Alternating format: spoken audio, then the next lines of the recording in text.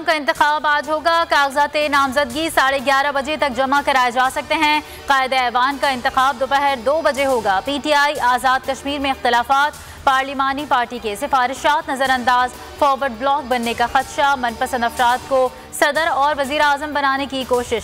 पार्लिमानी party ने barrister सुल्तान महमूद को सदर, सरदार तनवीर इलियास को वज़ीर आज़म बनाने की सिफारिश की थी। लाहौर के इलाके हिंजरवाल से लापता होने वाली 4 बच्चियां साहिवाल से मिल गईं। पुलिस लड़कियों को लेने साहिवाल रवाना। बच्चियां 30 जुलाई को लापता हुई थीं।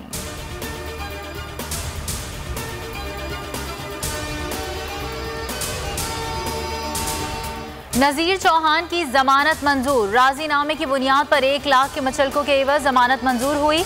मुशीर एहतसाब शहजाद अकबर की तरफ से हारून इलियास और फरहान इकबाल एडवोकेट बतौर नुमाइंदा पेश हुए।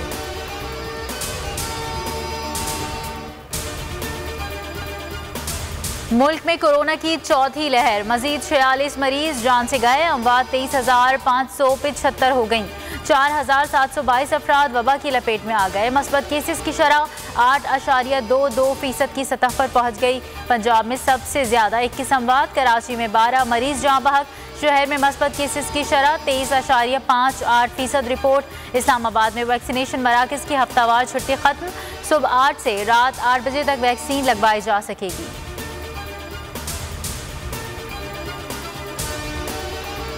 कराची में शौकत खानम मेमोरियल ट्रस्ट की तामीर शेड्यूल के मुताबिक जारी है। अगले साल दिसंबर में शौकत खानम अस्पताल कराची में खोल दिया जाएगा। वज़ीर आज़म का ट्वीट, लिखा, कराची शौकत खानम ट्रस्ट लाहौर से दुगना बड़ा और जदीद तरीन सामान और आलात से लैस होगा।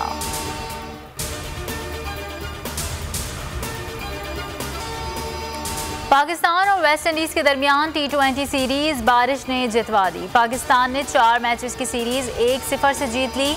चौथे मैच में बारिश के बायस सिर्फ 3 ओवर्स का खेल ही मुमकिन हो सका। वेस्ट इंडीज़ ने 30 रन स्कोर किए।